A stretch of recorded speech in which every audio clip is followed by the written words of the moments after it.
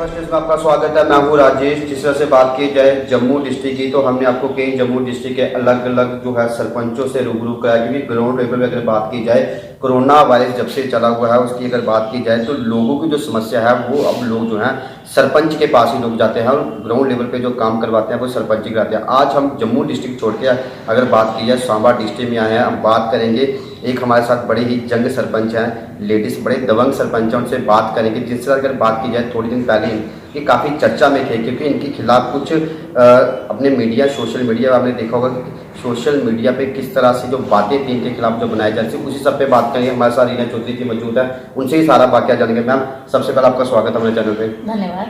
Ma'am सबसे पहले एक प्रश्न रहेगा, थोड़े दिन पहले अगर बात की जाए तो सोशल मीडिया पे काफ़ी जो था आपके चर्चे हो रहे थे, किस विषय पे हो रहे थे? वो सोशल मीडिया में जो चर्चे हो रहे थे, वो एक डिस्प्यूट चल रहा है मेरी पंचायत में, मेरा और पंचेस के साथ। तो वो कुछ क्लैशेस हैं जो उनको पंपिंग करके या उनको तैयार करके स्क्रिप्ट लिखवाई जाती है और उनको बोला जाता है मीडिया के सामने आप उल्टा सीधा बोले। तो उस पर अभी डिपार्टमेंट को रिक्वेस्ट की है कि उस पर इंक्वायरी की जाए, जो भी कसूरवार है उसको सजा मिलेगी वो, और इस पर भी प्रोसेस चल रहा है। तो वील सी आगे क्या होता है। मैम किस बारे में डिस्प्यूट?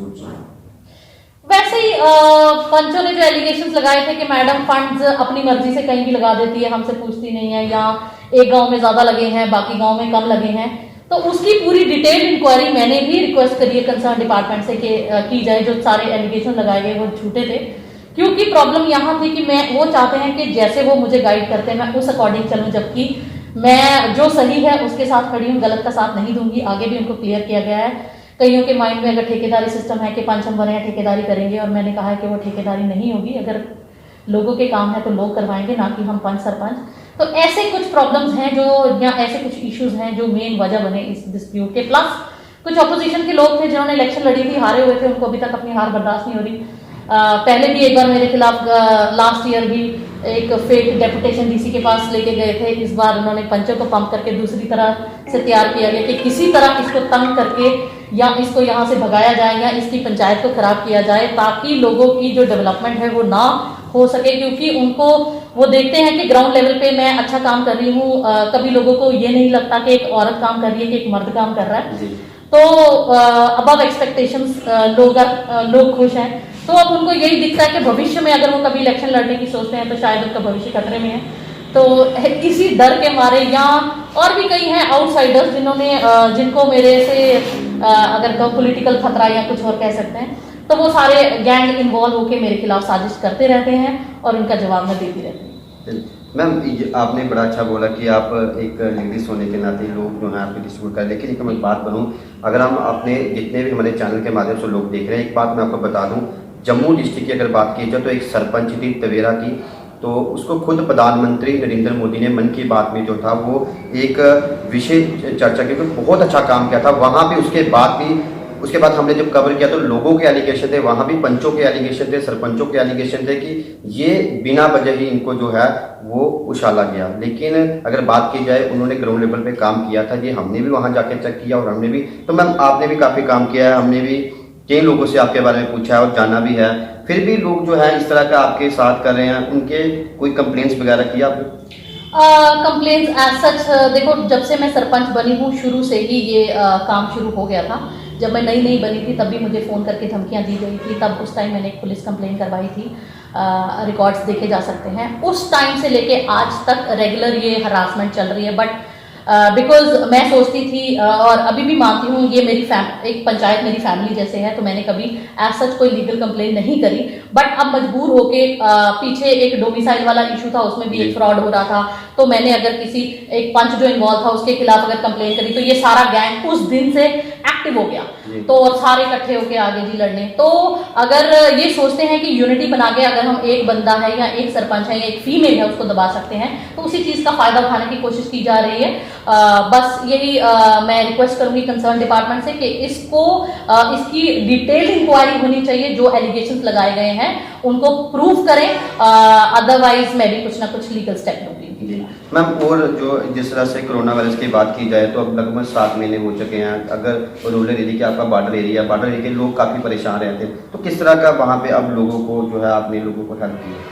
वहाँ पे जब कोरोना वायरस जैसी एक भयानक बीमारी आई थी, नई नई लोग नहीं जानते थे इस बारे में कि बीमारी है क्या, तब हम बीइंग अ पब्लिक रिप्रेजेंटेटिव हमारी ड्यूटी बनती थी कि लोगों को जाके समझाना कि ये किस तरह की बीमारी है और इसमें किस तरह के प्रिकॉशनरी मेजर्स लेने होते हैं, चाहे वो सोशल डिस्टेंसिंग हो, चाहे वो सैनिटाइजेशन हो, चाहे वो घरों से ना निकलना हो, चाहे वो अपने बुजुर्गों और बच्चों का कैसे रख रखाव करना है। तो हमने लोगों को प्रॉपर अवेयर करवाया। डिपार्टमेंट की तरफ से हमें मास्क दिए गए, वो हमने बीपीएल के जो फ्री मास्क बांटे हैं, उसके बाद सैनिटाइज कराया गया। तो इस तरह से जो प्रॉपर अपनी तरफ से जितनी हेल्प हो सकती थी, जो गरीब लोग थे जिनका जो कि बेरोजगार हो गए थे कोरोना वायरस की वजह से, तो उनके अगर राशन सामग्री हो सकती थी, जितना मेरे हाथ में था मैंने जितनी मेरी क्षमता थी उसके अनुसार मैंने उनकी भी मदद करने की पूरी कोशिश की। तो इस तरह से we work as a support system to the society. तो जितनी सपोर्ट हमारी तरफ से हो सकती थी या मेरी तरफ से हो सकती थी, आई ट्राइड माई बेस्ट। लोगों को अवेयर किया गया, जिसका रिजल्ट ये रहा कि हमारे इलाके में बहुत कम, अगर पूरे बॉर्डर की ले तो बहुत कम केसेस आए। मेरी पर्टिकुलर पंचायत की ली जाए तो अभी तक कोई केस नहीं था। हाँ, लास्ट वीक एक पॉजिटिव केस है, that is again a travel history, Delhi से कोई आया है तो वो पॉजिटिव है। अदरवाइज मेरी पंचायत में कोई भी पॉजिटिव केस नहीं आया। तो मैं थैंकफुल हूँ लोगों की भी जिन्होंने प्रॉपरली सपोर्ट करा। ठीक मैम, एक बड़ा अहम मुद्दा आपने राशन की बात की, तो मैं अपने जितने भी व्यूअर्स देख रहे हैं व्यूअर्स को बता दूं कि हमने कई राशन डीलर को जो है उनके काले कारनामे को हमने सामने लाया। राशन की बात की जाए मैम, कोरोना वायरस में जो राशन है, अगर बात की जाए, हमने फूड डायरेक्टर सप्लाई से भी बात की थी, 3 रुपया राशन मिलता है। लेकिन अगर बात की जाए रूरल एरिया की, बॉर्डर एरिया की, तो वहाँ पे लोग 4 पे 4.5 पे डीलर्स राशन देते हैं। उस पर किस तरह की कार्रवाई की आपने? उस पर कार्रवाई ऐसा सच नहीं की गई। उस पे हमने डीलर से भी बात की गई, बट वो बताते हैं कि उनको कन्वेंस भी देना पड़ता है एक्स्ट्रा, अगर वो कहते हैं कि हमें बोरी शोरी का भी पड़ता है। बट हमने उनको ये बोला है कि अगर आप 3 रुपए का 3.5 कर सकते हो हल्का फुल्का, अगर आपकी, ताकि आपको भी लॉस ना हो, लेकिन लोगों को ज्यादा अगर आप ब्लैक मार्केटिंग करोगे वो नहीं हो सकता। मैम एक चीज़ आपने यहाँ पे बड़ा, मैम ने भी, मैं मैम से ही सवाल करता हूँ, आपने भी इस कागजों की जांच पड़ताल नहीं की अभी तक, क्योंकि 3 रुपया मिलता है मैम। हमने फूड डायरेक्टर सप्लाई से बात की है, उनको जो गाड़ी का चार्जेस होता है वो अलग से मिलता है। 3 रुपये ही जो है वही आगे जो है लोगों को देना होता है, लेकिन आपने भी 3.5 की बात नहीं, मैंने अपने जो डीलर्स हैं उनसे बात करी है, उन्होंने मुझे क्लियरली ये कहा कि मैडम कन्वेंस हमें खुद से देना पड़ता है। अब ये आगे इंक्वायरी करा सकता है डिपार्टमेंट कि इसका कन्वेंस डीलर्स देते हैं या कि डिपार्टमेंट देता है, इस पर प्रॉपर इंक्वायरी की जाए। अगर है तो हाँ, लोगों को हक उनका मिलना चाहिए। और दूसरी बात मैम, राशन की अगर बात की जाए, राशन जिस तरह से हमारे देश के प्रधानमंत्री ने बोला था कि 5-5 महीने के लिए फ्री मिलेगा, लेकिन कई डीलरों को मैंने जो खुद जो है उनके काले कारनामों से पकड़ा है मैम, राशन की बड़ी दिक्कत आ रही है, काफ़ी दिक्कत आती है। उस पर क्या रहेगी? नहीं, मेरे वहाँ ऐसा कोई दिक्कत है नहीं।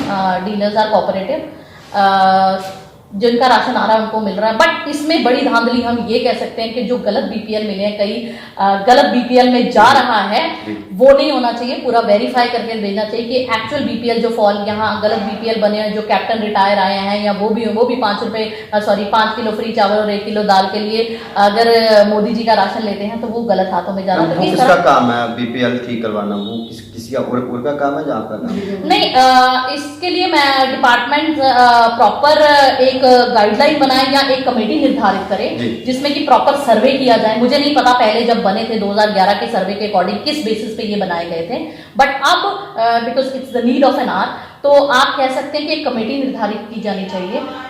आप गांव से कुछ रिप्रेजेंटेटिव लोगों को ले सकते हो, हमें अगर इन्वॉल्व करना हमें ले सकते हो, डिपार्टमेंट की तरफ से एक तो बंदे आ सकते हैं, तो 4-5 लोगों की एक प्रॉपर कमेटी बनाई जाए, प्रॉपर बीपीएल कार्ड चेक किए जाए किनके सही है, जो डिजर्विंग है उनके बनने चाहिए, जिनके गलत बने उनके कट होने चाहिए। और अभी एक प्रॉब्लम और है लोगों की मेजर, जब से मैं बनी हूँ कि बाइफर्केशन नहीं हुई है। तो अगर ये सही होंगे, क्योंकि कई जगह गलत बने हुए हैं, कईयों के एक ही फैमिली में 2-2 बने हुए हैं, तो वो अगर कटेंगे तो हम उनकी भी एडजस्टमेंट्स कर सकते हैं। तो इस तरह से डिपार्टमेंट से रिक्वेस्ट करूंगी कि इस पे भी कड़े कदम उठाने चाहिए और इसके लिए प्रॉपर कमेटी निर्धारित की जानी चाहिए जल्द से जल्द, ताकि ये जो प्रॉपर गलत हाथों में राशन जा रहा है, लाखों का करोड़ों का गवर्नमेंट का नुकसान हो रहा है, इस मंदी की हालत में हम कह सकते हैं, क्योंकि आप जाते हैं देश की अर्थव्यवस्था कहाँ जा रही है कोरोना की वजह से, और ऊपर से फ्री का राशन दे रहे हैं डिजर्विंग फैमिलीज को जाए कोई प्रॉब्लम नहीं, बट जो अनडिजर्विंग को जाता है that is again a black marketing, that is again a cheating. तो मैं रिक्वेस्ट करूंगी डिपार्टमेंट को इसके लिए कड़े कदम उठाएं। चलिए मैम, एक अहम सवाल रहेगा, बच्चों का भविष्य तो खराब हो चुका है, 1 साल पूरा हो चुका है, तो अभी तक दिसंबर तक कोई भी प्लानिंग नहीं है गवर्नमेंट की खोलने की। बॉर्डर एरिया में ऑनलाइन क्लासेस किस तरह से चले, क्योंकि नेटवर्क की काफ़ी प्रॉब्लम है। ये इशू किस तरह से लोग किस तरह से मैनेज करें, बच्चे किस तरह से मैनेज करें?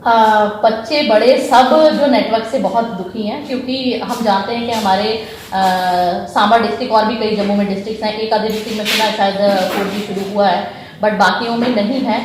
मैं रिक्वेस्ट करूंगी गवर्नमेंट से कि 4G सेवा जल्द से जल्द शुरू की जानी चाहिए, क्योंकि स्पेशली बच्चे जो हैं जिनकी ऑनलाइन क्लासेस चल रही है, अगर उनको एक अटैचमेंट या कुछ भेजा जाता है तो उनको 2-2 घंटे लगते हैं उनको डाउनलोड कर, तब तक वो क्लास खत्म हो जाती है।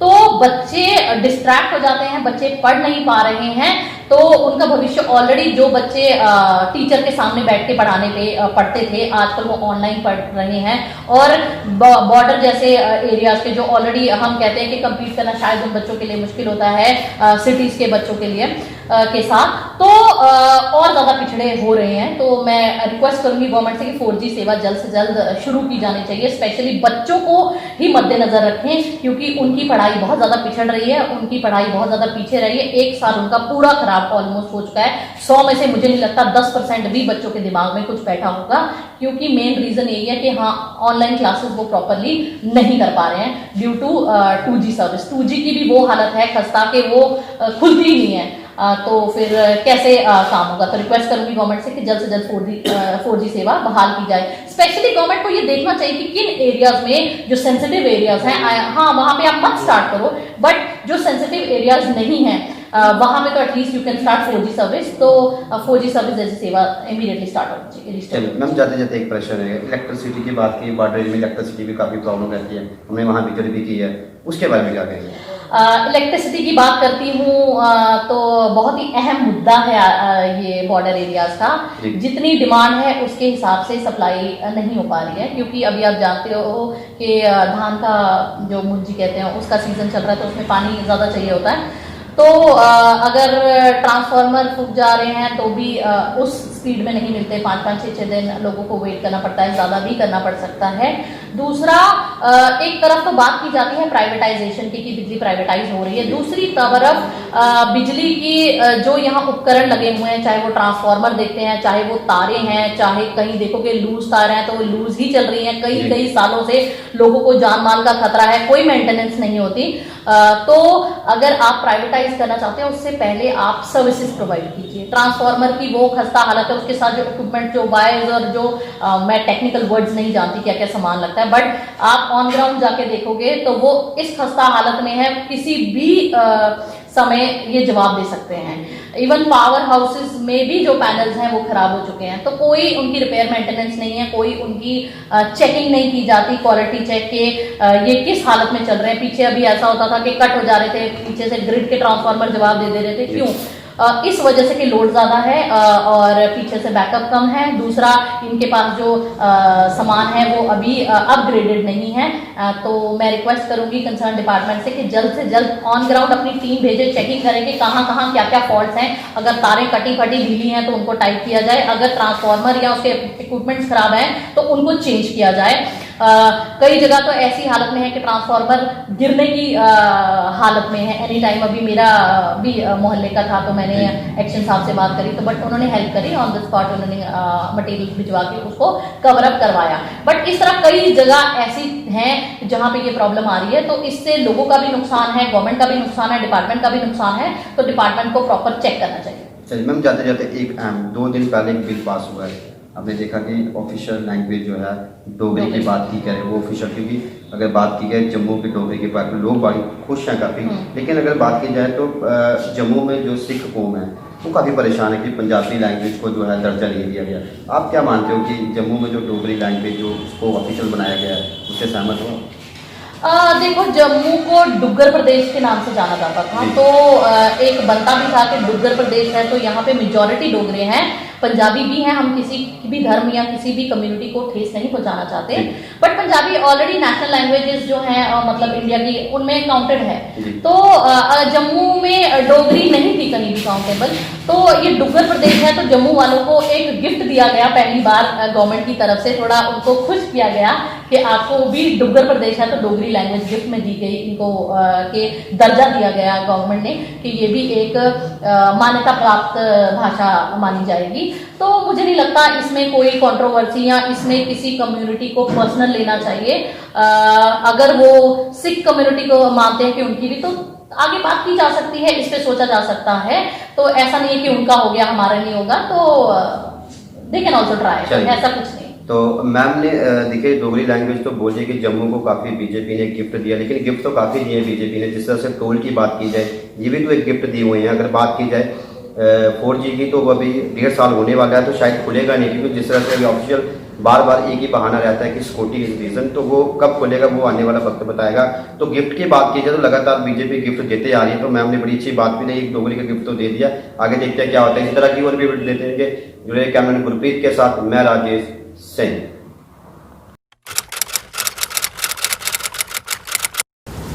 आज की भागदौड़ भरी जिंदगी में इम्यूनिटी को बनाए रखना थोड़ा मुश्किल है, लेकिन मेरे लिए नहीं, क्योंकि मैं इस्तेमाल करता हूं बुराक कलौंजी टैबलेट, जो बनाती है मुझे अंदर से मजबूत। 100% खालिस कलौंजी से तैयार एक आयुर्वेदिक शाहकार बुराक कलौंजी टैबलेट, हर मर्ज की ये दवा जिसमें है शिफा। आज ही खरीदिए